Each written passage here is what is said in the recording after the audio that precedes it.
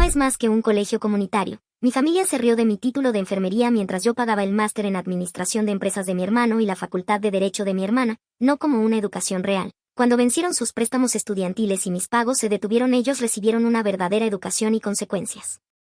Hola Reddit, esta historia me ha estado carcomiendo durante meses y finalmente decidí escribirla toda. Aviso, justo, es larga. Es desordenada y trata de una disfunción familiar que haría que un guionista de telenovelas se pusiera celoso. Tengo 29 años, mujer. Soy la hija del medio en una familia que adora el prestigio académico como algunas personas adoran a las celebridades. Mi hermano mayor Austin de 32 y mi hermana menor Diana de 26 siempre fueron los hijos dorados. Mientras yo era básicamente invisible salvo que necesitaran algo, al crecer nuestras conversaciones en la mesa parecían foros de admisión universitaria. Papá hacía preguntas a Austin sobre sus estudios de prederecho mientras mamá se deshacía en elogios por las clases avanzadas de colocación de Diana. Mientras tanto yo me sentaba allí comiendo mi pastel de carne escuchándolos planear estos futuros académicos increíbles que aparentemente no me incluían. El favoritismo ni siquiera era sutil. Cuando Austin ingresó a su universidad soñada para su licenciatura, hicieron una fiesta, invitaron a toda la familia extendida, y dieron un pastel personalizado, todo el espectáculo. El pastel literalmente tenía el logo de su universidad recreado en glaseado. Papá pronunció un discurso sobre lo orgulloso que estaba de haber criado a una potencia intelectual. Mamá lloró lágrimas reales de alegría. Cuando Diana fue aceptada en 3 universidades diferentes con becas parciales, la llevaron en un viaje de celebración a Europa, 2 semanas recorriendo universidades prestigiosas en Inglaterra y Francia, publicando fotos en redes sociales con subtítulos como "Nuestra hija brillante merece ver cómo viven las élites académicas". Cuando me gradué de la secundaria con un promedio de 3.7 y fui aceptada en el programa de enfermería del colegio comunitario local, mamá me dio una palmada en la cabeza y dijo: "Eso es lindo, querida. Muy práctico, como si hubiera elegido convertirme en plomera o algo así". La verdad es que siempre había querido ser enfermera, no porque fuera práctico, no porque fuera fácil, sino porque genuinamente quería ayudar a la gente. Había sido voluntaria en el hospital local durante la secundaria siguiendo a las enfermeras, viéndolas salvar vidas y consolar a familias en los peores momentos imaginables.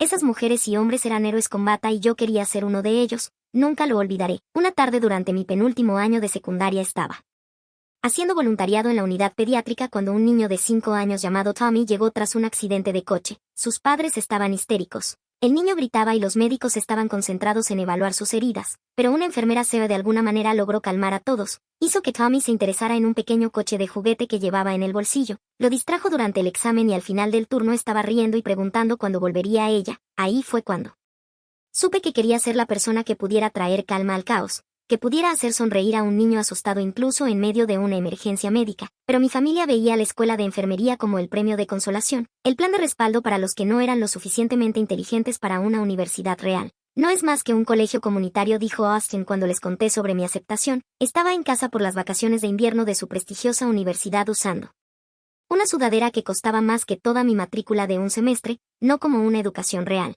Él estudiaba ciencias políticas con una especialización en economía, lo que por lo que podía ver significaba que pasaba la mayor parte del tiempo en grupos de discusión discutiendo sobre implicaciones teóricas de políticas, cosas realmente prácticas. Diana, que era estudiante de último año de secundaria en ese momento, asintió sabiamente. Al menos tendrá seguridad laboral, siempre habrá gente enferma, ¿no? Gracias por el voto de confianza, hermana. Papá trató de ser solidario a su manera. La enfermería es una buena profesión para mujeres, dijo como si estuviéramos en 1952. Horarios estables, buen salario, podrás trabajar a medio tiempo cuando tengas hijos. La suposición de que naturalmente querría trabajar a medio tiempo porque era mujer dolió, pero lo que dolió más fue el mensaje subyacente. Mi carrera siempre sería secundaria, una nota al pie en la historia de otra persona.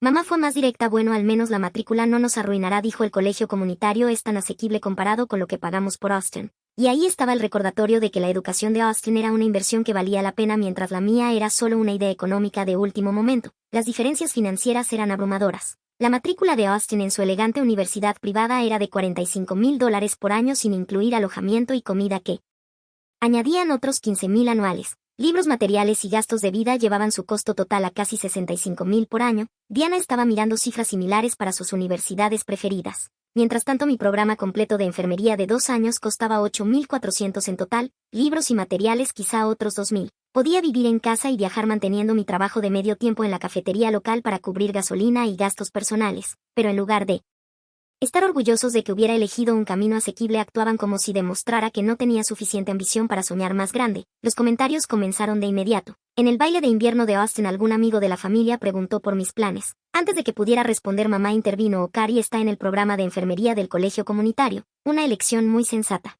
No todos necesitan una educación universitaria. La forma en que dijo sensata hizo que sonara como si hubiera elegido la opción más aburrida posible, y el no todos necesitan era su forma educada de decir no todos son lo suficientemente inteligentes. En el banquete de premios de último año de Diana, donde ganó becas por excelencia académica, la conversación en nuestra mesa giraba en torno a su brillante futuro en derecho o política. Cuando alguien preguntó qué estaba estudiando yo, papá respondió: Cari va a entrar en el sector de la salud, probablemente trabajará en el hospital aquí en el pueblo, probablemente trabajará en el hospital aquí en el pueblo. Como si todo mi futuro estuviera predeterminado y fuera pequeño, comencé la escuela de enfermería decidida a demostrar que estaban equivocados. El programa fue brutal: anatomía, fisiología, farmacología, rotaciones clínicas que empezaban a las 6 de la mañana y terminaban a las 8 de la noche. Estudié más duro de lo que jamás había estudiado, memorizando interacciones de medicamentos y procesos de enfermedades mientras mis compañeros de universidades reales probablemente estaban en fiestas. El rigor académico no era ninguna broma. Teníamos que mantener un promedio mínimo de 3.0 para permanecer en el programa, y cualquier nota por debajo del 75% en los exámenes significaba remediación automática. Nuestra clase de farmacología cubría más de 300 medicamentos, sus usos, efectos secundarios, contraindicaciones e interacciones. Teníamos que aprobar la prueba de cálculo de medicamentos con un 100% de precisión sin crédito parcial, porque los errores matemáticos en la atención médica pueden matar personas. Mis rotaciones clínicas fueron reveladoras. Trabajé en la unidad de cuidados intensivos, pediatría, urgencias y unidades médico-quirúrgicas. Vi a enfermeras realizar milagros a diario, reconociendo cambios sutiles en las condiciones de los pacientes que prevenían emergencias médicas, abogando por los pacientes cuando los médicos pasaban por alto detalles importantes, consolando familias en duelo con una combinación de experiencia profesional y compasión genuina.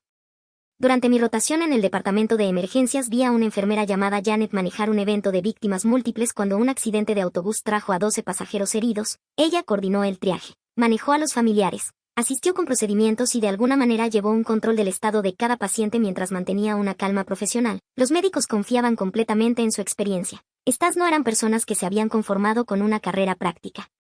Eran profesionales altamente educados e increíblemente capacitados que habían elegido la enfermería porque querían tener un impacto directo en la vida humana. Durante mi segundo semestre estaba trabajando en una rotación clínica en la unidad cardíaca cuando la señora Patterson, una anciana que se recuperaba de una cirugía de bypass, comenzó a mostrar signos sutiles de hemorragia interna. Su presión arterial todavía estaba dentro de rangos aceptables. Su ritmo cardíaco no estaba significativamente elevado, pero algo no me cuadraba. Parecía inquieta. Seguía cambiando de posición como si no pudiera estar cómoda. Su piel tenía un tono grisáceo que no era del todo correcto. Cuando revisé su vendaje quirúrgico no había sangrado evidente, pero hizo un gesto de dolor más fuerte que en evaluaciones anteriores. Mencioné mis preocupaciones a mi enfermera supervisora, quien inicialmente las desestimó. Sus signos vitales están estables, dijo mirando el monitor. Presión 118/78, ritmo cardíaco 88, dentro de los límites normales para el postoperatorio. Pero persistí. Algo en mi instinto gritaba que esa paciente estaba en problemas. Le pedí que llamara al médico de guardia explicando mis observaciones sobre el color de la piel de la paciente, su inquietud, la manera en que presionaba su mano sobre el abdomen. La enfermera, probablemente para complacer al estudiante de enfermería demasiado entusiasta, accedió a llamar al doctor.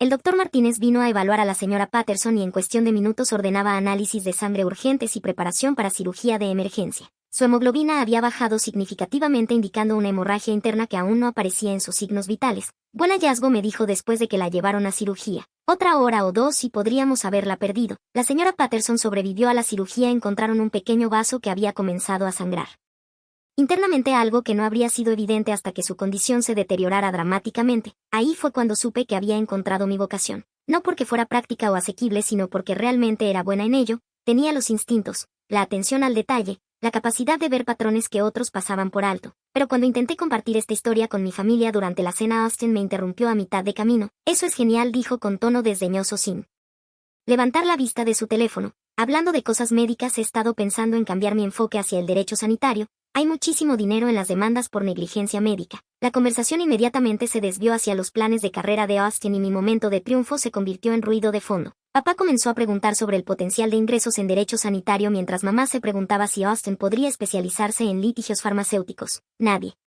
preguntó por la señora Patterson. Nadie quiso escuchar cómo yo había salvado potencialmente la vida de alguien. Mi experiencia real en la atención sanitaria quedó inmediatamente ensombrecida por el interés teórico de Austin en beneficiarse de los errores médicos. Ese fue el patrón durante toda la escuela de enfermería. Cada logro que compartía era ignorado o minimizado, mientras las actualizaciones académicas de Austin y Diana se trataban como noticias de última hora. Cuando estuve en la lista Del decano en mi primer semestre lo mencioné casualmente durante la cena del domingo, o que bien dijo mamá distraídamente, Diana, cuéntanos más sobre tus prácticas con el senador estatal. Cuando fui seleccionada para una colocación clínica competitiva en la unidad de trauma, papá asintió y dijo suena intenso, y luego inmediatamente se volvió hacia Austin. ¿Cómo va ese curso de economía? ¿Sigues pensando en la escuela de posgrado? Cuando fui elegida para representar a nuestro programa de enfermería en una conferencia estatal sobre innovación en salud presentando una investigación sobre la reducción de reingresos hospitalarios, la respuesta familiar fue tibia en el mejor de los casos. Eso suena muy profesional, dijo mamá, como si el profesionalismo fuera de alguna manera decepcionante. Pero cuando Austin fue seleccionado para algún programa de liderazgo de pregrado que parecía consistir principalmente en eventos de networking y talleres de construcción de currículum, actuaron como si lo hubieran elegido para el Comité Nobel. El doble rasero era aplastante, pero seguía adelante. Me gradué con honores y aprobé mi examen CLEX en el primer intento, algo que solo el 84% de los graduados de enfermería lograba. El examen es notoriamente difícil, cubriendo todo desde anatomía básica hasta escenarios éticos complejos, y aprobarlo significa que estás calificado para ejercer como enfermera titulada en cualquier lugar del país. Cuando recibí la llamada de que había aprobado estaba tan emocionada que apenas podía contenerme. Oficialmente era una enfermera registrada lista para comenzar mi carrera salvando vidas y marcando la diferencia. Llamé a mis padres de inmediato. Aprobé, grité por teléfono, soy oficialmente una enfermera titulada. Eso es maravilloso, querida, dijo mamá, estamos orgullosos de ti. Escucha, podemos llamarte luego. Estamos en la orientación universitaria de Diana y no queremos perdernos la presentación de ayuda financiera. Me devolvieron la llamada 3 días después. Mi ceremonia de graduación fue un jueves. La ceremonia era a las 2 de la tarde y había invitado a mi familia con semanas de anticipación. Les envié los detalles en un mensaje grupal, incluso ofrecí reservarles asientos. La mañana de la graduación recibí un mensaje de papá: lo siento cariño, reunión importante con un cliente se movió a esta tarde, no se puede reprogramar, celebraremos este fin de semana. El mensaje de mamá llegó 20 minutos más tarde: tengo que llevar a Diana al campus para una sesión de orientación, solo la ofrecen hoy, lo siento tanto, toma fotos. Austin ni siquiera se molestó en dar una excusa, atascado en el trabajo, pero felicidades. Me senté en ese auditorio viendo a otras familias animar y tomar fotos, sosteniendo carteles con los nombres de sus graduados mientras mi fila permanecía completamente vacía. Otras familias habían conducido horas para estar allí, algunas tenían varias generaciones presentes: padres, abuelos,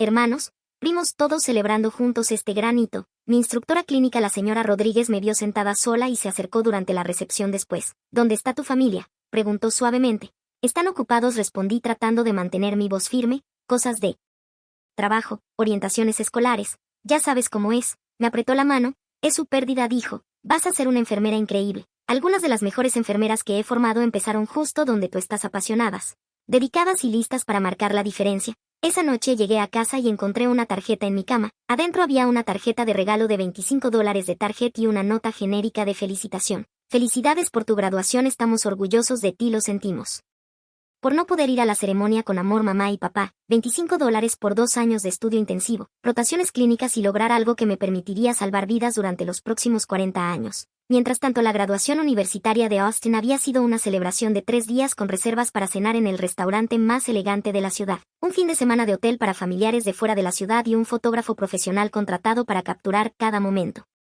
Pero la vida tiene una manera curiosa de resolver las cosas. Comencé a trabajar en la unidad de cuidados intensivos del Centro Médico Regional justo después de graduarme. El salario era mejor de lo que esperaba: $65,000 de salario inicial con excelentes beneficios, seguro médico que realmente cubría cosas y oportunidades de horas extra que podían aumentar significativamente mis ingresos. Lo más importante es que amaba el trabajo, cada turno traía nuevos desafíos y sentía que estaba marcando una verdadera diferencia. La UCI era intensa desde el primer día. Tratábamos a los pacientes más graves del hospital, personas que se recuperaban de cirugías mayores, víctimas de accidentes, pacientes con condiciones potencialmente mortales que requerían monitoreo constante. La proporción enfermera-paciente era estricta, nunca más de 2 pacientes por enfermera, y el nivel de atención era increíblemente sofisticado. Aprendí rápidamente que las enfermeras de UCI no solo seguíamos órdenes médicas, éramos profesionales altamente capacitadas que tomábamos decisiones independientes sobre la atención, ajustábamos medicamentos según protocolos, reconocíamos señales tempranas de complicaciones y a menudo servíamos como la última línea de defensa entre los pacientes y las emergencias médicas.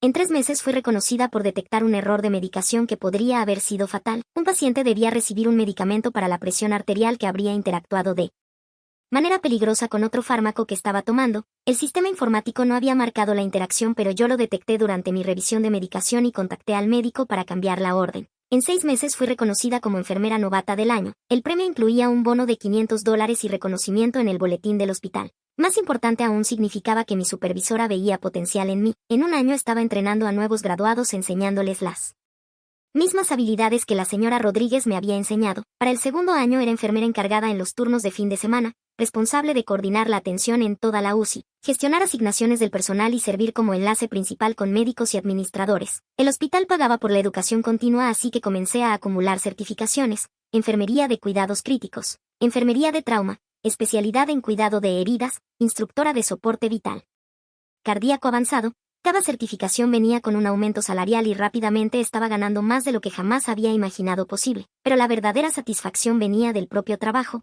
Estuve allí cuando la señora Chen despertó de un coma tras un derrame cerebral apretando la mano de su esposo por primera vez en 2 semanas. Ayudé a coordinar la atención de Tommy Rodríguez, un adolescente que sobrevivió a un accidente de motocicleta que debería haberlo matado. Fui parte del equipo que mantuvo con vida al señor Williams a través de una falla multiorgánica, hasta que estuvo disponible un hígado de donante. Estos no eran momentos prácticos ni elecciones de carreras sensatas, eran situaciones de vida o muerte donde mi educación, formación e instintos marcaban la diferencia entre que las familias regresaran juntas a casa o planearan funerales. Pero no le conté nada de esto a mi familia. ¿Para qué? Ellos ya habían decidido que mi carrera no valía su atención. En cambio, nuestras conversaciones familiares seguían girando en torno a las actividades académicas de Austin y Diana. Austin se había graduado con su título en Ciencias Políticas y trabajaba en una firma de consultoría mientras solicitaba ingreso a programas de máster en Administración de Empresas. Diana estaba terminando su licenciatura en Prederecho y estudiando para el SAT. El trabajo de Austin sonaba impresionante hasta que mirabas los detalles. Era básicamente un asistente de investigación, armando presentaciones de PowerPoint y organizando datos para los consultores senior. La paga era decente, $55,000 al año, pero trabajaba 60 horas semanales y estaba constantemente estresado por las horas facturables. Diana trabajaba medio tiempo en un bufete de abogados mientras terminaba la universidad, mayormente archivando y haciendo investigación básica. Se quejaba constantemente de lo aburrido que era el trabajo, pero insistía en que estaba construyendo su base para una carrera legal. Ambos estaban acumulando deudas estudiantiles que hacían que una hipoteca pareciera razonable. Austin debía $180,000 de su licenciatura. Diana enfrentaba cifras similares para cuando terminara su grado, pero aún así ellos seguían siendo los hijos dorados. Seguían siendo las historias de éxito de la familia. Seguían siendo aquellos cuyas carreras se consideraban importantes y significativas. Mientras tanto, yo literalmente estaba salvando vidas y ganando más dinero que cualquiera de ellos, pero a nadie de mi familia le importaba preguntar sobre mi trabajo o mis planes de futuro. Fue entonces cuando las cosas se pusieron interesantes. Austin me llamó durante mi tercer año de enfermería sonando inusualmente humilde. Era un martes por la noche y yo acababa de llegar a casa después de un turno particularmente agotador en el que habíamos atendido 2 casos de trauma y un paro cardíaco. Hola hermana, quería comentarte algo. Fui aceptado en el programa de máster en Administración de Empresas de Wharton. Eso es genial, le dije. Genuinamente feliz por él a pesar de todo. Felicitaciones. Sí, bueno, hay un pequeño problema. La matrícula es de $80,000 por año y ya he agotado mis préstamos estudiantiles federales para la licenciatura. Necesito un aval para un préstamo privado. Esperé el remate y resulta que el crédito de mamá y papá no está bien después de refinanciar la casa para pagar mis estudios universitarios. Me preguntaba si considerarías avalarme. La desfachatez era asombrosa. Quería que asumiera la responsabilidad financiera de su educación después de pasar años despreciando la mía como inútil. ¿De cuánto estamos hablando?, pregunté, aunque ya temía la respuesta. Alrededor de $160,000 en total por ambos años, quizá un poco más con gastos de manutención. Wharton es caro, pero vale la pena. Los graduados de MBA de allí promedian $150,000 de salario inicial. Casi me atraganté con el café. Austin, eso es más dinero de lo que gano en 2 años. Vamos, es una inversión. Además, los programas de MBA tienen un retorno de inversión increíble. Podré pagarlo fácilmente una vez que me gradúe. Entonces cometió su error fatal. Además, añadió casualmente, no es como si tuvieras grandes gastos. Las enfermeras no necesitan educación continua ni nada de eso, ¿verdad? Tu trabajo es básicamente el mismo para siempre una vez que lo aprendes. Estaba tan sorprendida por la ignorancia que me reí. Discúlpame. Quiero decir, una vez que sabes tomar temperaturas y poner inyecciones básicamente. Eso es no. No es como los negocios donde tienes que aprender constantemente nuevas estrategias y tendencias de mercado. Le colgué. 20 minutos después Diana llamó con una petición similar. Había sido aceptada en la Facultad de Derecho de una universidad prestigiosa y necesitaba ayuda con el financiamiento. Solo van a ser unos $50,000 por año, dijo como si fuera una cantidad razonable. Y ya sabes cuánto ganan los abogados, se paga solo en como 5 años. Cuando dudé, jugó la carta familiar. Te ayudé con las tareas de matemáticas en la secundaria, dijo. ¿Recuerdas cómo solías luchar con el álgebra? Yo te di clases gratis. Ahora te pido ayuda y me vas a decir que no. La manipulación fue tan descarada que casi resultaba impresionante. Me había ayudado con la tarea exactamente 2 veces y ambas veces había sido condescendiente sobre lo simples que eran los problemas. pero entonces dijo algo que facilitó mi decisión: no es como si la escuela de enfermería fuera una universidad real, dijo. Básicamente solo aprendes a seguir órdenes médicas, ¿verdad? Esto es educación superior de verdad de lo que estamos hablando. La facultad de Derecho es intelectualmente exigente de una forma en la que los programas de enfermería simplemente no lo son. También le colgué a ella, la pura ignorancia era impresionante. Si tan solo supieran lo que realmente implica la enfermería, el conocimiento de farmacología que dejaría mal parados a estudiantes de premedicina, las habilidades de pensamiento crítico necesarias para manejar múltiples pacientes complejos simultáneamente, la capacidad de reconocer cambios sutiles que podrían indicar complicaciones potencialmente mortales. Pero nunca se habían molestado en aprender lo que realmente implicaba mi trabajo, habían hecho sus suposiciones y nunca las cuestionaron. Ese fin de semana cené con mis padres. Obviamente habían sido aleccionados por Austin y Diana porque me atacaron en equipo antes de que siquiera pidiéramos los aperitivos. Entendemos que Austin y Diana hablaron contigo sobre ayudar con los gastos escolares, comenzó mamá diplomáticamente. Lo hicieron, respondí y les dije que no. Papá se inclinó hacia adelante. Cari, estas son oportunidades increíbles. Austin podría terminar como director ejecutivo de una empresa Fortune 500. Diana podría convertirse en jueza federal. Esto es más grande que las preocupaciones financieras individuales. Tienes razón, asentí, es más grande que preocupaciones individuales. Se trata de que la familia se apoye mutuamente. Ambos sonrieron pensando que habían ganado. Por eso tengo curiosidad, continué, sobre dónde estaba mi familia cuando yo necesitaba apoyo. Las sonrisas se desvanecieron. Te apoyamos, dijo mamá a la defensiva, alentamos tu carrera de enfermería. Lo hicieron, porque recuerdo que lo llamaron práctico y no como una educación real. Recuerdo que ninguno de ustedes apareció en mi graduación. Recuerdo cada conversación sobre mi carrera siendo inmediatamente redirigida hacia Austin o Diana. Eso no es lo que quisimos decir, empezó papá. ¿Qué quisieron decir exactamente? Porque Austin literalmente acaba de decirme que la enfermería no requiere educación continua y que mi trabajo es básicamente el mismo para siempre una vez que lo aprenda. Diana dijo que la escuela de enfermería no era universidad real y que básicamente solo aprendía a seguir órdenes. ¿Y ahora quieren que arriesgue mi futuro financiero para pagar su educación real? El silencio fue ensordecedor. Somos familia, dijo finalmente mamá débilmente. Si lo somos, y la familia debería apoyarse mutuamente, como cuando me gradué y ninguno de ustedes vino a mi ceremonia. O cuando gané el premio de enfermera novata del año y se olvidaron de felicitarme. O cada vez que intenté compartir algo sobre mi carrera y cambiaron de tema para hablar del trabajo de consultoría de Austin o de las prácticas de Diana. Me levanté para irme, pero no había terminado. Esto es lo que va a pasar. Austin y Diana van a resolver su propio financiamiento. Son adultos inteligentes y educados que pueden resolver sus propios problemas, y si su educación es tan valiosa como todos ustedes dicen, encontrarán la manera de lograrlo. Cari, por favor, empezó papá. No he terminado. Los he escuchado a todos ustedes menospreciar mi carrera durante años, pero aquí hay algo que podrían encontrar interesante. Gano $95,000 al año y con horas extra y diferenciales de turno limpié $110,000 el año pasado. Tengo un excelente seguro médico, un plan de pensiones y más seguridad laboral que la mayoría de la gente en esta economía. Las expresiones en sus rostros no tenían precio. La mandíbula de papá literalmente cayó. Mamá parpadeaba rápidamente como si intentara procesar los números. Pero eso ni siquiera es la mejor parte, continué. La mejor parte es que amo mi trabajo, salvo vidas. Consuelo familias en los peores momentos de sus vidas. Marco una diferencia cada día y lo hice todo sin un solo dólar de ayuda de ninguno de ustedes. Agarré mi bolso y me dirigí a la puerta. ¿Quieren saber la verdadera ironía? Austin gana $55,000 al año en su trabajo de consultoría, trabajando 60 horas a la semana y odiando cada minuto. Diana gana $12 por hora archivando papeles y soñando con que tal vez algún día tendrá una carrera. Mientras tanto, su hija, con la no educación real de un simple colegio comunitario, está ganando más que los dos juntos. Los dejé sentados allí con la boca abierta. Durante los siguientes meses recibí llamadas regulares de Austin y Diana rogándome que reconsiderara. Habían encontrado avalistas, eventualmente parientes lejanos, impresionados por su potencial, pero las tasas de interés eran brutales. Austin estaba pagando 8.5% en sus préstamos de MBA a través de un prestamista privado especializado en deudas educativas de alto riesgo. Diana estaba atrapada con 9.2% para la Facultad de Derecho. Entre los dos estaban enfrentando más de $400,000 en deudas educativas con pagos mensuales que hacían que una cuota de auto de lujo pareciera dinero de bolsillo. Pero ahí no termina esta historia. Las cosas estaban a punto de ponerse mucho más interesantes. 6 meses después recibí una llamada de mamá. Sonaba en pánico, lo cual era inusual. Mamá normalmente era serena, siempre lista con soluciones diplomáticas a problemas familiares. Cari, necesitamos hablar, es urgente, es sobre los préstamos escolares de Austin y Diana. Aparentemente ambos de sus avalistas habían muerto con pocos meses de diferencia, la tía abuela Ruth de un ataque cardíaco repentino y el tío Frank con un cáncer que progresó más rápido de lo esperado. Los préstamos tenían cláusulas que exigían pago inmediato y completo si el avalista moría o se volvía financieramente incapaz de continuar los pagos. Austin estaba a mitad de su programa de MBA ya con 80,000 en deuda y otro año por delante. Diana acababa de terminar su primer año de derecho con 50,000 en deuda y 2 años más por delante. Ninguno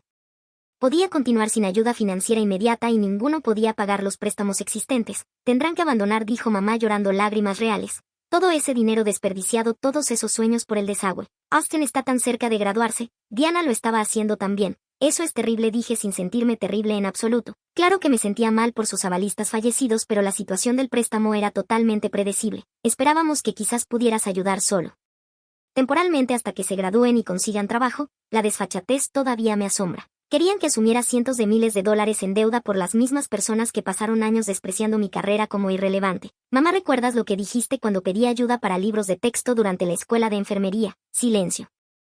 Tú dijiste que necesitaba aprender a manejar mis propios gastos, que la independencia financiera era parte de crecer. Esto es diferente. No, no lo es. Es exactamente lo mismo. Austin y Diana son adultos que tomaron decisiones financieras. Ahora les toca vivir con las consecuencias. Colgué. En una semana tanto Austin como Diana habían abandonado sus programas. Austin estaba a 3 semestres de terminar su máster en Administración de Empresas, tentadoramente cerca del título por el que había trabajado durante años. Diana tuvo que dejar la facultad de Derecho sin nada que mostrar por su año salvo una deuda enorme y ningún título que la justificara. La familia me culpó, por supuesto. Era egoísta, vengativa, celosa de su éxito. Papá me llamó una vergüenza y dijo que estaba destruyendo el futuro de la familia. Mamá mandó largos mensajes de texto sobre lo decepcionada que estaba por mi falta de lealtad familiar. Austin dejó varios mensajes de voz acusándome de sabotear su carrera por celos. No soportas que yo iba a ser más exitoso que tú, dijo en un mensaje particularmente amargo, así que decidiste arrastrarme a tu nivel. Diana fue más directa: espero que estés feliz. Arruinaste todo para los dos porque eres demasiado egoísta para ayudar a tu propia familia.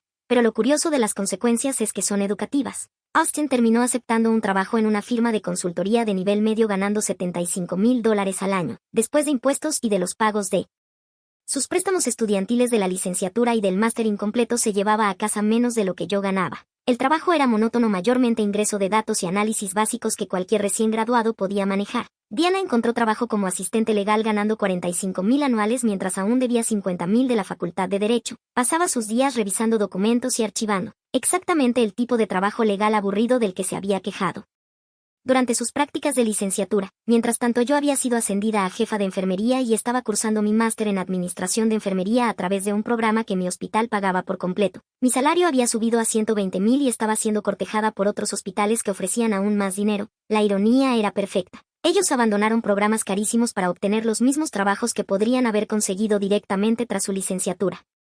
Mientras acumulaban deudas que los perseguirán durante décadas, yo en cambio estaba avanzando en mi carrera, ganando más dinero que cualquiera de ellos y trabajando en un campo donde marcaba una verdadera diferencia en la vida de las personas. El verdadero golpe llegó la última Navidad cuando nos reunimos en casa de mis padres para lo que resultaría ser nuestra última fiesta familiar juntos. Fue incómodo, como puedes imaginar. Nadie habló de carreras ni educación, los temas que habían dominado cada cena familiar durante años de pronto estaban prohibidos, pero Diana no pudo evitarlo. Después de unas copas de vino comenzó a lamentar su potencial perdido. Podría haber sido una abogada exitosa, balbuceaba, ganando 6 cifras, teniendo prestigio, marcando una verdadera diferencia en el mundo. ¿Quieres decir como yo?, pregunté en voz baja. La sala quedó en silencio. Gano 6 cifras, continué. Tengo prestigio en mi campo. He sido invitada a hablar en 3 conferencias nacionales este año. Salvo vidas, consuelo familias y entreno a la próxima generación de enfermeras. Pero ustedes nunca han considerado eso un éxito real, ¿verdad? Diana empezó a llorar. Austin miraba fijamente su plato. Mis padres parecían querer desaparecer. ¿Quieres saber la verdadera diferencia entre nosotros?, pregunté poniéndome de pie. Yo seguí mi pasión y encontré éxito. Ustedes persiguieron prestigio y encontraron deuda. Construí una carrera basada en ayudar a otros y eso me dio todo lo que quería. Ustedes intentaron comprar éxito con dinero prestado y les costó todo. Agarré mi abrigo y me dirigí a la puerta. Quizá el próximo año aprecien que su hija práctica con la no educación real es la única en esta familia que en realidad tiene su vida en orden. Eso fue hace 6 meses y no hemos hablado desde entonces. Austin sigue en la firma de consultoría pagando lentamente la deuda mientras ve a graduados de MBA más jóvenes ser promovidos por encima de él, el máster incompleto en su currículum. En realidad juega en su contra. Los empleadores se preguntan por qué no lo terminó y él no puede exactamente explicar que su familia no quiso avalar sus préstamos. Diana está estudiando otra vez para el SAT con la esperanza de volver a postular a la Facultad de Derecho, pero no puede obtener financiamiento con la deuda existente. Necesitaría a alguien que avalara y después de lo que pasó con sus avalistas anteriores, nadie en la familia extendida está dispuesto a correr ese riesgo. Mis padres Perdieron sus ahorros de jubilación ayudando con los pagos iniciales de los préstamos y ahora trabajan más tiempo del que habían planeado. Papá mencionó conseguir un trabajo de medio tiempo en Home Depot para llegar a fin de mes. Mamá ha estado considerando volver a trabajar a tiempo completo por primera vez en 15 años. La casa que refinanciaron para pagar la licenciatura de Austin ahora está bajo el agua. Deben más de lo que vale y con su crédito dañado por los impagos no pueden refinanciar a mejores tasas. Y yo acabo de aceptar un puesto como directora de enfermería en un hospital prestigioso al otro lado del estado. El salario es de 150,000 más bonificaciones por desempeño con un paquete completo de reubicación y reembolso de matrícula para mi próximo programa de doctorado. Me están pagando para obtener un doctorado en práctica de enfermería que me calificará para puestos de liderazgo ejecutivo y potencialmente para enseñar en universidades importantes. Las mismas universidades que mi familia siempre pensó que estaban fuera de mi alcance. Me mudaré el próximo mes para comenzar mi nueva vida rodeada de colegas que respetan la enfermería como profesión y ven la educación continua como una inversión que vale la pena. Mi nuevo hospital tiene designación Magnet, lo que significa que están reconocidos a nivel nacional por excelencia e innovación en enfermería. Actualización para quienes preguntan. No he sabido de mi familia desde Navidad. Austin envió un mensaje preguntando si conocía puestos de enfermería que pudieran contratar a alguien con experiencia en negocios para ayudar en la administración. Le respondí con la información de contacto de algunas escuelas de enfermería y le sugerí que considerara obtener credenciales reales en salud primero. Diana se comunicó una vez a través de un amigo en común preguntando si consideraría ser su mentora si decidía seguir administración en salud. Rechacé. Tuvieron su oportunidad de mostrar interés en mi carrera cuando podría haber importado. Algunos puentes no valen la pena reconstruirse. Algunas familias no valen el esfuerzo y a veces lo mejor que puedes hacer es demostrar que estaban equivocados viviendo bien. La graduada del colegio comunitario con la no educación real está perfectamente bien sin su aprobación. YouTube acaba de lanzar esta nueva función de Hype. Si estás enganchado con esta historia, presiona ese botón de Hype. Le dice a YouTube que este video merece explotar y mantiene llegando historias aún más locas para ti. Le dimos tu asiento a la novia de William, me escribió mi madre por mensaje, después de que yo pagara todo el viaje familiar de $12,800. Dije entonces que la dejara cubrir las facturas y cancelé todo antes de que su avión siquiera aterrizara. Todavía estoy temblando mientras escribo esto. Mi teléfono no para de vibrar con llamadas perdidas y mensajes de texto enojados, pero ya no me importa. Durante 28 años he sido la hija invisible, la confiable, la que paga y se queda callada mientras mi hermano favorito, William, recibe todo en bandeja de plata.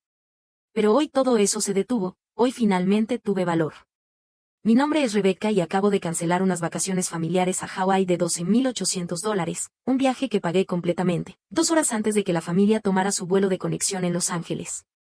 ¿Por qué? Porque mi madre me envió un mensaje con una foto de la novia de William sentada en lo que se suponía que era mi asiento de primera clase con el mensaje: le dimos tu asiento a la novia de William, ¿lo entiendes, verdad? Puedes volar en clase turista mañana. Déjame retroceder y explicar cómo llegamos hasta aquí, porque esta historia se ha estado construyendo toda mi vida. William es mi hermano mayor por 3 años. Desde el momento en que nació, no podía hacer nada mal a los ojos de mis padres. Tengo recuerdos de la infancia que todavía duelen, como la vez que gané el primer lugar en la Feria Estatal de Ciencias en 8º grado. Estaba tan orgullosa, abrazando mi trofeo mientras conducíamos de regreso a casa. La respuesta de mi madre fue: eso es maravilloso, cariño, ¿te contamos? William entró al equipo de baloncesto universitario como estudiante de primer año, necesitamos comprarle zapatos nuevos. Mi trofeo se quedó en el garaje durante un mes antes de que finalmente lo colocara en mi propia habitación. O la vez que fui aceptada en Stanford con una beca parcial, la reacción de mis padres fue tibia en el mejor de los casos: está muy lejos, Rebecca, y con tu beca todavía tendríamos que pagar $15,000 al año, eso es mucho dinero.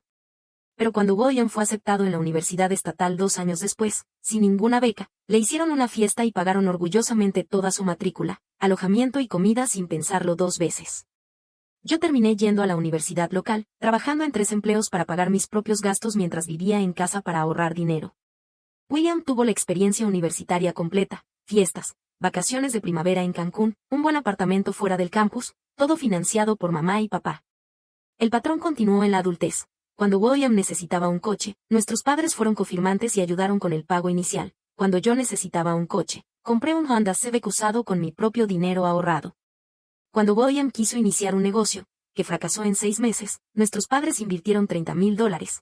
Cuando yo quise ir a la escuela de posgrado, me dijeron que pidiera préstamos. Ojalá pudiera decir que luché, que me defendí, pero no lo hice. Me volví experta en tragarme mis sentimientos, en ser la hija fácil que no causaba problemas. Me decía a mí misma que no importaba, que era mejor ser independiente de todos modos. Me concentré en mi carrera, ascendí en marketing y eventualmente empecé a ganar buen dinero, de hecho más que William, aunque nunca lo sabrías por la forma en que mi familia hablaba de nosotros. William se está esforzando tanto con su nuevo trabajo en ventas, decía mamá, mientras tanto yo ya ganaba 6 cifras y acababa de ser ascendida a directora senior de marketing, y lo máximo que recibía era un "eso está bien, querida". Hace 3 meses, durante una cena familiar en casa de mis padres, mi madre anunció que mi padre iba a cumplir 65 años en diciembre.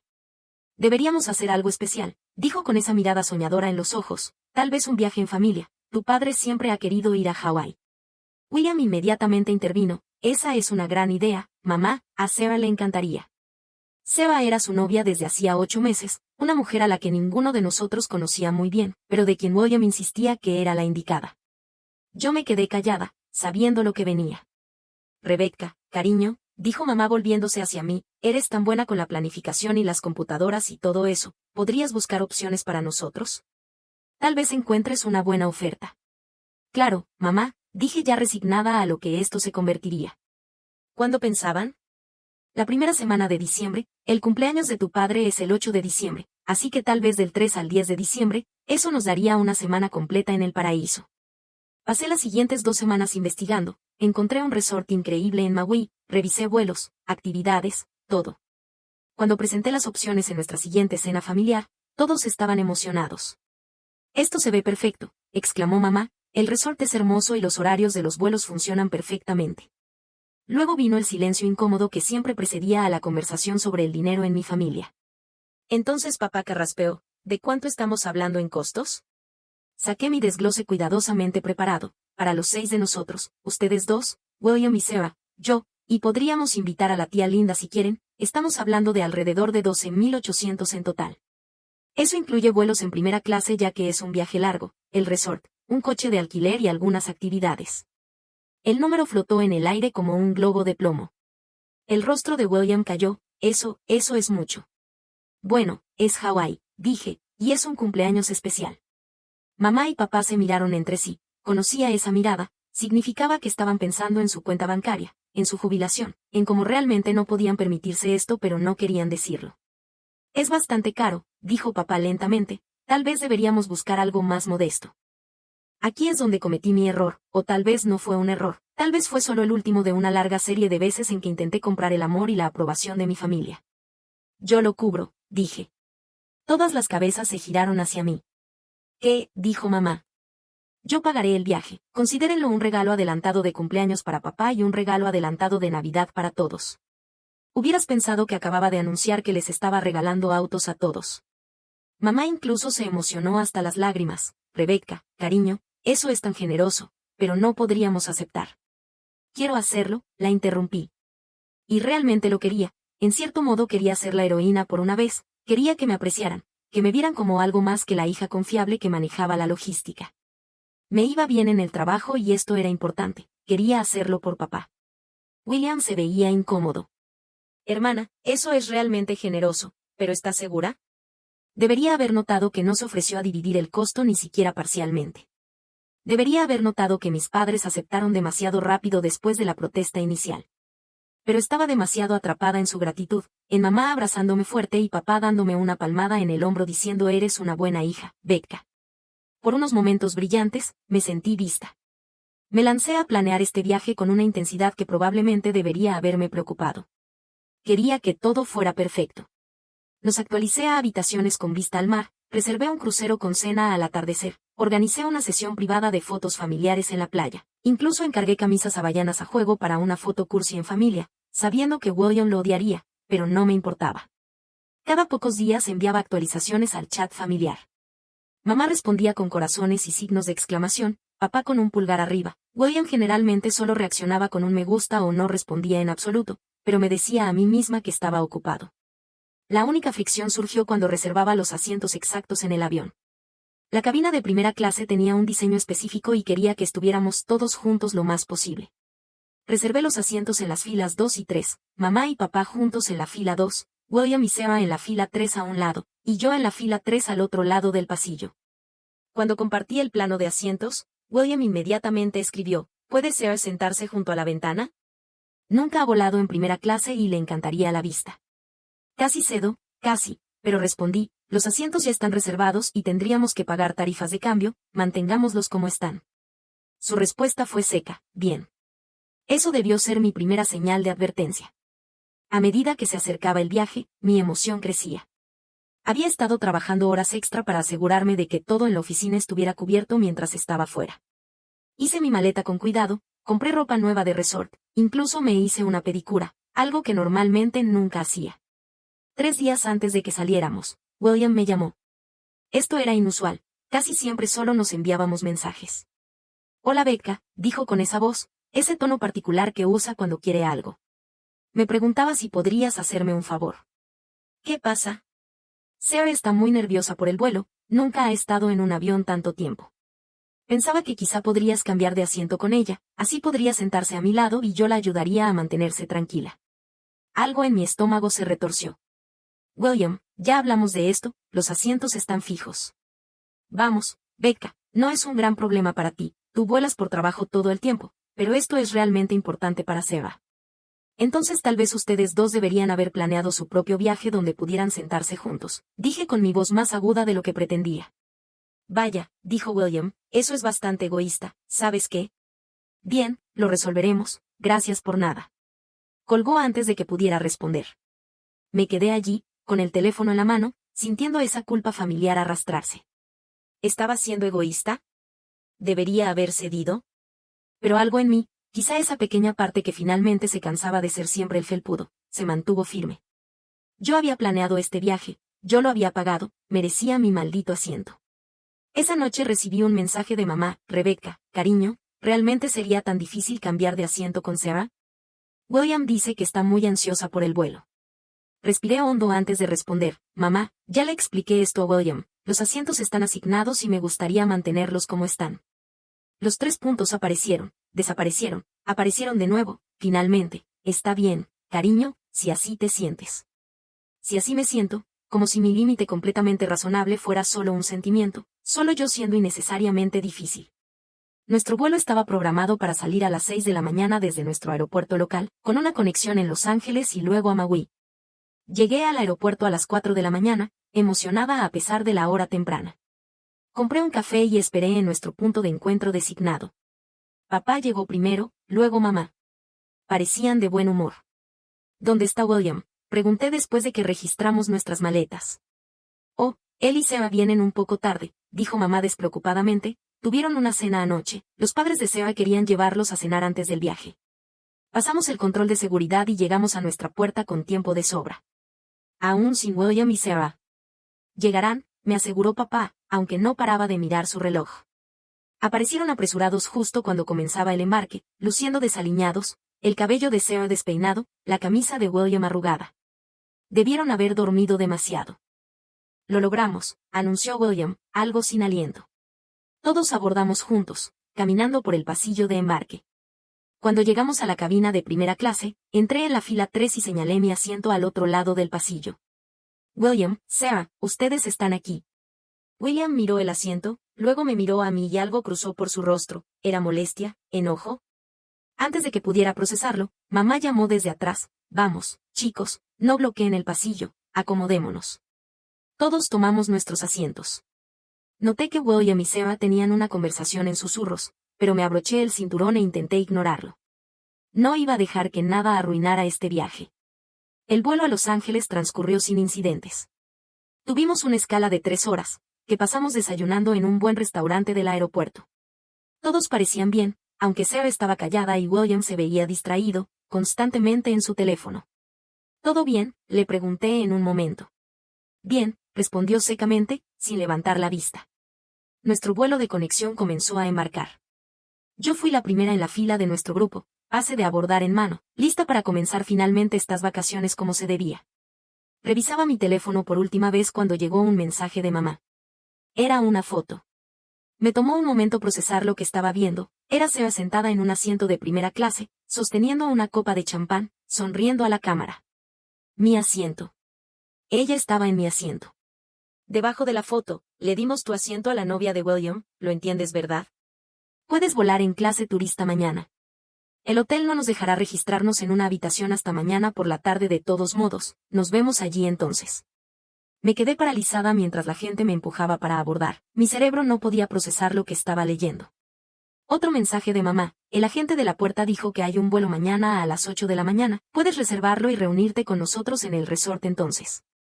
William, en el chat familiar, gracias por ser comprensiva, hermana. Sarah estaba muy estresada por sentarse sola 6 horas. Eres la mejor. El agente de la puerta llamó de nuevo a mi grupo de embarque. Salí de la fila con las manos temblorosas. Habían entregado mi asiento en el viaje que yo pagué. Esperaban que me quedara atrás, que reservara mi propio vuelo para mañana y que simplemente lo aceptara. La rabia que me invadió no era como nada que hubiera sentido antes. No era enojo ardiente, era furia fría y calculada. Abrí mi aplicación de correo electrónico y busqué las confirmaciones de reserva, todas a mi nombre, todas en mi tarjeta de crédito. Tenía 2 opciones: subirme a ese avión en clase turista, porque en realidad no podían haberme sacado, claramente solo me dijeron que me habían reasignado, hacer una escena, arruinar el viaje para todos. O, miré la hora de salida. Despegarían en unos 20 minutos, luego 6 horas hasta Maui. Hice las cuentas con los dedos temblorosos y empecé a hacer llamadas. Primero la aerolínea, necesito cancelar un boleto de primera clase, dije, con la voz sorprendentemente firme. Por supuesto, señora, número de confirmación. Lo leí. Veo que esto es parte de una reservación más grande. ¿Quiere cancelar solo un boleto? Dudé un segundo y luego, no, todos, los 6 boletos. ¿Todos los 6 boletos? Sí, señora. Debo informarle que el avión está a punto de salir. Lo entiendo, cancélelos todos. Hubo tecleo. De acuerdo, estos son boletos de primera clase, por lo tanto son reembolsables. He procesado la cancelación, los boletos ya no son válidos. ¿Qué pasa con las personas en el avión? Más tecleo. Serán retirados antes de la salida. Perfecto.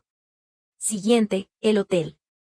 Esto tomó más tiempo, tuve que hablar con un gerente, pero finalmente, hemos cancelado toda la reservación como solicitó, señorita Patterson, recibirá un reembolso completo en un plazo de 7 a 10 días hábiles. El coche de alquiler, el crucero con cena, la sesión de fotos. Uno por uno, cancelé todo meticulosamente. Finalmente llamé a la tía Linda, que no estaba en este vuelo, ella llegaba al día siguiente para ahorrar dinero en el pasaje. Rebecca, cariño, ¿qué pasa? No deberías estar en el avión. Respiré temblorosamente. Tía Linda, necesito que escuches y no me interrumpas. Le conté todo, los años de favoritismo, el viaje que pagué, el asunto del asiento, los mensajes. Hubo un largo silencio cuando terminé. Esos completos imbéciles, dijo finalmente la tía Linda, y casi me derrumbo al escuchar la pura furia en su voz. Rebecca, cariño, por favor dime que no estás en ese avión. No, estoy en LAX. Y tía Linda, cancelé todo. Otra pausa, luego, bien, jodidamente bien. Ya era hora de que te defendieras, ¿qué necesitas de mí? Puedes no decirles que te llamé. Quiero que lo descubran solos. Oh, cariño, la voz de la tía Linda sonó llena de alegría, esto va a ser hermoso. Llámame cuando empiecen los fuegos artificiales. Terminé la llamada y me senté en la sala de embarque, ahora vacía salvo por unos pocos empleados de la aerolínea. A través de la ventana podía ver el avión. Mi teléfono comenzó a sonar, papá. Lo rechacé. Sonó de nuevo inmediatamente, lo rechacé. Mensajes de texto empezaron a inundar. Mamá, Rebecca, ¿dónde estás? Dicen que nuestros boletos están cancelados. William, Becca, ¿qué demonios hiciste? Papá, Rebecca, contesta el teléfono. Puse mi teléfono en modo no molestar y esperé. 20 minutos después los vi, a mi familia siendo escoltada fuera del avión por el personal de la aerolínea. Incluso desde esa distancia podía ver las lágrimas de mamá, la cara enrojecida de papá, los gestos exagerados de William. Sarah parecía confundida. Fueron llevados al mostrador de servicio al cliente y fue entonces cuando hice mi movimiento. Pasé justo delante de ellos. Estaban demasiado ocupados discutiendo con el agente de la puerta para notarme, y me puse en la fila para el siguiente vuelo de regreso a casa.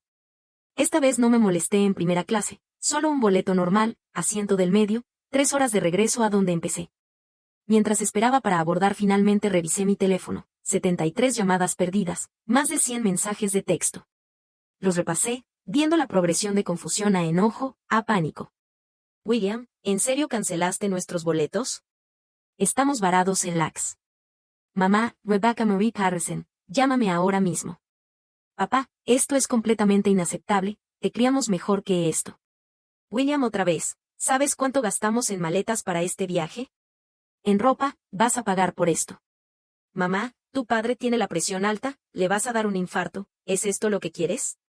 Y finalmente, de forma hilarante, si no arreglas esto ahora mismo, ya no eres parte de esta familia. Casi me reí con ese último, como si eso fuera una amenaza, como si no hubiera sido apenas parte de esta familia en toda mi vida. Escribí un único mensaje en el chat grupal. Entiendo que diste mi asiento. Espero que la novia de William disfrute clase turista en el vuelo de mañana, si puede pagarlo. Considera esto mi regalo adelantado de Navidad para mí misma, respeto propio. Luego bloqueé todos sus números. El vuelo de regreso fue surrealista. Me senté en mi asiento del medio entre un hombre de negocios que durmió todo el tiempo y un universitario que estaba inmerso en sus libros. Miré por la pequeña franja de ventana que podía ver más allá del hombro del hombre de negocios y no sentí nada. No, eso no era cierto, me sentí ligera. Por primera vez en mis 28 años me había elegido a mí misma, había dicho que no, había trazado una línea y realmente la había hecho cumplir. Cuando aterrizamos pedí un Uber a casa, entré en mi apartamento e inmediatamente me serví una gran copa de vino. Luego desbloqueé a la tía Linda. Contestó en el primer timbrazo, por favor dime que estás a salvo. Estoy en casa, estoy bien. ¿Has sabido de ellos? Los bloqueé a todos. Oh, Rebecca, suspiró, estoy orgullosa de ti, realmente lo estoy, pero cariño, sabes que habrá consecuencias. Lo sé. Tu madre me llamó llorando, dijo que arruinaste el cumpleaños de tu padre, que siempre has estado celosa de William, que no pueden creer que seas tan cruel. ¿Y qué dijiste? Le dije que después de escuchar lo que te hicieron, no me sorprendía que estallaras. Le dije que si quería culpar a alguien debería mirarse en el espejo. ¿Y cómo reaccionó? También como esperabas. Me llamó un par de nombres y colgó. Pero Rebecca, necesito que estés lista, van a ir contra ti, van a intentar hacerte sentir culpable. Ya lo han estado intentando, quiero decir, en persona, tu hermano sabe dónde vivo. Ese pensamiento me hizo ponerme seria. ¿Crees que realmente vendrían aquí? Creo que tu madre está humillada, tu hermano furioso, y tu padre probablemente los tiene convencidos de que perdiste la cabeza. Así que sí, creo que vendrán. Entonces no abriré la puerta. Buena chica. Y Rebecca, sí, hiciste lo correcto, no dejes que te convenzan de lo contrario. La tía Linda tenía razón. Vinieron a la noche siguiente, alrededor de las 6 de la tarde. Hubo golpes en mi puerta. Miré por la mirilla y vi a William, su cara roja y furiosa. Becca, abre esta puerta ahora mismo, necesitamos hablar. Retrocedí en silencio. Más golpes. Sé que estás ahí, tu coche está en el estacionamiento. Becca, abre esta maldita puerta. Escuché otra voz, se va. William, tal vez deberíamos irnos. No, ella no puede simplemente salirse con la suya. Los golpes continuaron durante varios minutos.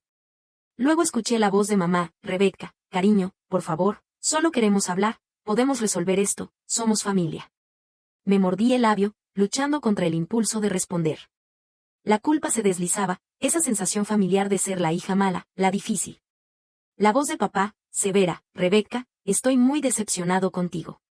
Este comportamiento es completamente inaceptable, has avergonzado a toda esta familia. Cuando pienso en lo que hemos hecho por ti. Eso me sacó de mi espiral de culpa. ¿Lo que habían hecho por mí? ¿Cuándo exactamente? Y así es como nos lo pagas, dejándonos varados, humillándonos frente a extraños. La novia de tu hermano ahora cree que somos una especie de familia disfuncional. Casi me reí. Éramos una familia disfuncional, solo fingíamos que no lo éramos. Los golpes continuaron intermitentemente por más de una hora. Me senté en mi sofá, auriculares puestos, viendo una película e ignorándolos. Finalmente se fueron. Pero eso fue solo el comienzo.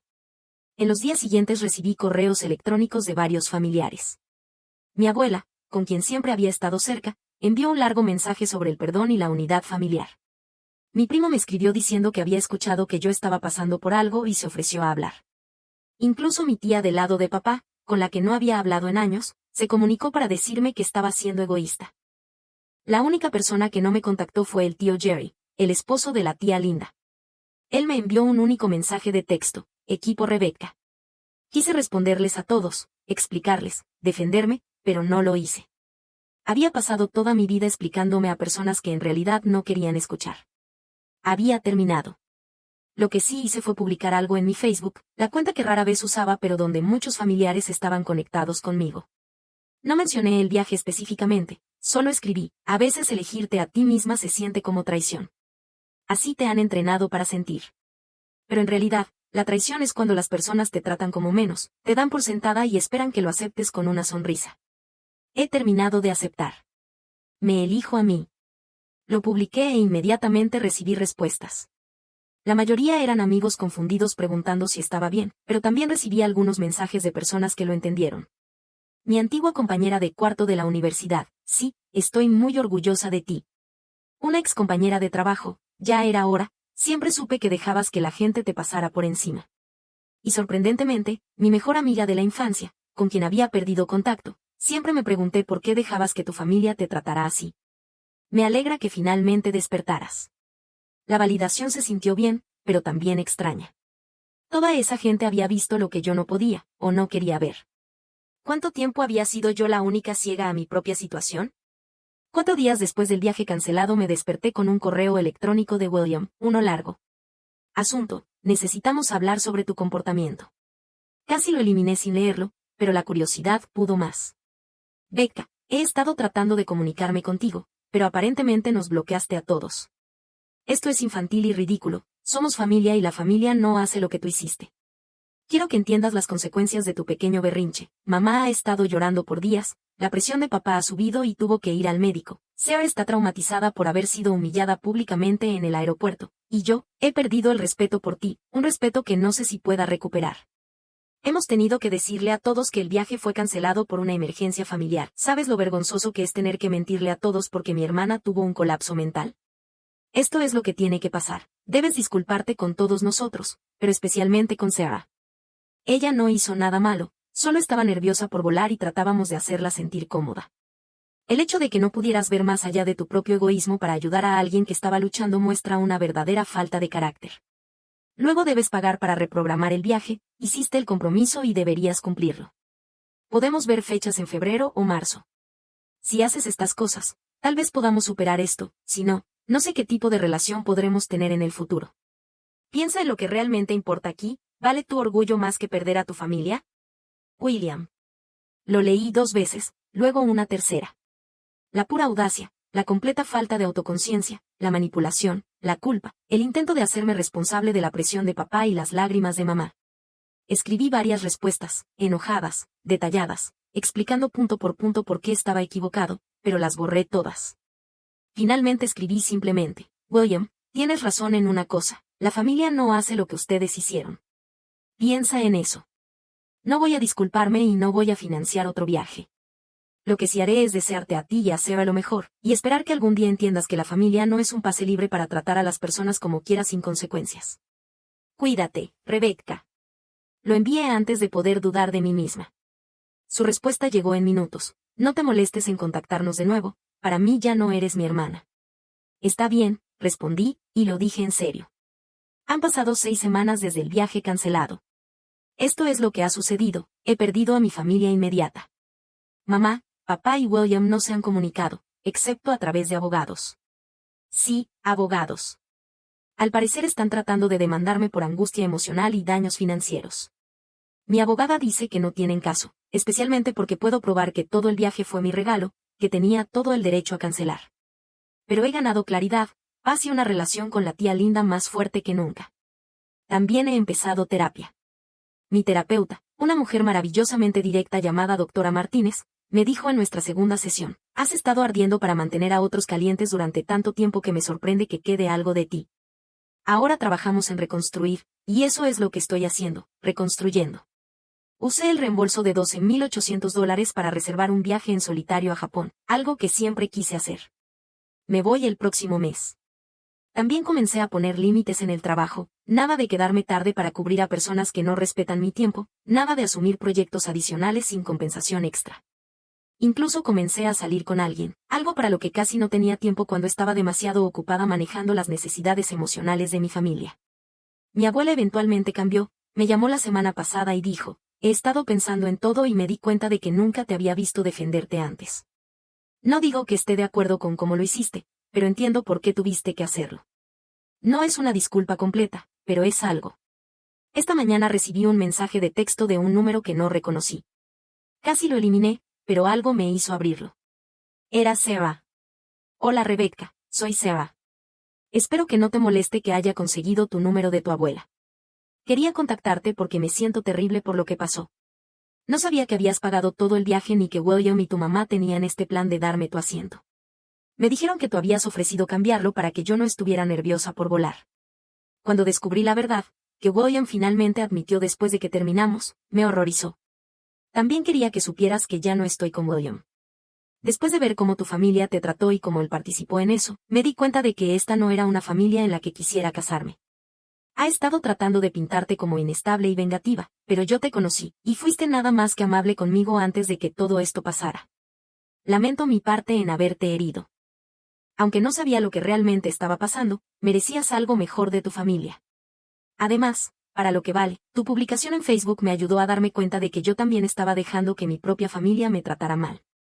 He empezado a poner límites con ellos también. Gracias por eso. Cuídate. Sarah. Me quedé mirando ese mensaje durante mucho tiempo.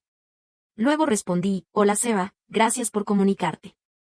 Aprecio tu disculpa y lamento que hayas quedado atrapada en medio de la disfunción de mi familia. Espero que estés bien y me alegra que estés poniendo tus propios límites, no es fácil, pero es muy importante. Y lo siento por lo de tú y William, aunque siendo honesta, probablemente esquivaste una bala allí. Cuídate. Rebecca. Ella respondió con un emoji de corazón y eso fue todo. Un pequeño momento de gracia en medio de todo este caos. Actualización. Desde que escribí por primera vez esta historia, han ocurrido varias cosas significativas que quiero compartir. Primero, el cumpleaños de mi padre llegó y se fue. La tía Linda me contó que hicieron una pequeña cena en un restaurante local, solo mamá, papá, William y un par de amigos de la familia. Nadie mencionó mi nombre aparentemente, aunque la tía Linda dice que la ausencia fue notoria. Tu madre no dejaba de revisar su teléfono, me informó. Creo que esperaba que te comunicaras. No lo hice. Segundo, la demanda fue retirada. Mi abogada les envió una carta señalando que no solo no tenían caso, sino que si continuaban con acciones legales, yo estaría plenamente en mi derecho de contrademandarlos por acoso. También incluimos pruebas de los mensajes de texto del aeropuerto, que dejaban muy claro lo que habían hecho. Recibí una carta formal de su abogado indicando que retiraban la demanda. Sin disculpa, sin reconocimiento de errores, solo una fría retirada legal. Tercero, y esta sí me sorprendió, mi padre se presentó. No por mensaje ni por correo electrónico, apareció en mi apartamento un martes por la noche, solo. Lo vi por la mirilla, se veía más viejo de lo que recordaba, más cansado. Casi no abrí, pero algo en mí, quizá esa última parte que aún tenía esperanza, me hizo abrir la puerta. Papá. Rebecca. Se quedó allí torpemente, manos en los bolsillos. ¿Puedo pasar? Dudé, luego me hice a un lado. Nos sentamos en mi sala, la misma donde había estado mientras mi familia golpeaba mi puerta semanas antes. El silencio se estiró entre nosotros como algo físico. Tu madre no sabe que estoy aquí, dijo finalmente. Figuré que piensa que estoy en la ferretería. Soltó una risa débil. Me estoy volviendo un cliché, ¿no? Escabulléndome para ver a mi propia hija. No respondí. No iba a facilitarle esto. Suspiró. Quería decir, quería explicar. Explicar que, papá, ¿cómo viste que me dieron mi asiento? ¿Cómo te quedaste mientras me sacaban de un viaje que yo pagué? ¿Cómo viste a William recibirlo todo y a mí nada durante toda mi vida? No fue así. Entonces, ¿cómo fue? Vaciló. William siempre ha necesitado más ayuda, más apoyo, no es tan fuerte como tú. ¿Así que me hiciste más fuerte tratándome como menos importante? No, solo, siempre fuiste tan capaz, nunca nos necesitaste como él. ¿Alguna vez consideraste que tal vez quería ser necesitada? Que tal vez quería que me eligieran a mí a veces. Me miró, realmente me miró, y vi algo que podría haber sido culpa cruzar por su rostro. Lo siento, dijo en voz baja. No me di cuenta. No quisiste darte cuenta. Era más fácil dejarme manejar todo y enfocarse en William. ¿Qué quieres de mí, Rebecca? ¿Qué hará que esto esté bien? Y ahí estaba, la pregunta que lo revelaba todo. Aún pensaba que esto se podía arreglar con una conversación, una disculpa, como si yo quisiera algo de él. No quiero nada de ti, papá. He dejado de querer cosas de personas que no me valoran. Eres mi hija, por supuesto que te valoro. ¿De veras? ¿Cuándo fue la última vez que me llamaste solo para ver cómo estaba? ¿Cuándo fue la última vez que celebraste mis logros? ¿Cuándo fue la última vez que me defendiste? No tuvo respuestas. Los amaba, continué, y me di cuenta de que usaba tiempo pasado. Los amaba a ti, a mamá y a William. Habría hecho cualquier cosa por ustedes, y lo hice durante años. Pero ya terminé. No quiero más. No puedes simplemente cortar a tu familia. Mírame. Se fue poco después, sin una escena dramática, sin lágrimas, solo un hombre triste caminando de regreso a su coche, con los hombros caídos. Cerré la puerta detrás de él y me sentí vacía, pero era un vacío limpio, un vacío de nuevo comienzo. Después de 6 semanas de silencio, apareció su nombre en mi pantalla. Tomé aire y abrí el mensaje: necesito pedir prestados $3,000. Seba me dejó y estoy atrasado con la renta. Sin saludo, sin disculpa, solo una exigencia de dinero. La antigua yo se habría sentido culpable, se habría preguntado si debía ayudar a pesar de todo, al menos se habría sentido dividida. La nueva yo, tomé una captura de pantalla del mensaje, se la envié a la tía Linda con el pie de foto La Audacia, y luego bloqueé el número. La respuesta de la tía Linda fue inmediata: estoy muy orgullosa de ti. Y yo estoy orgullosa de mí también.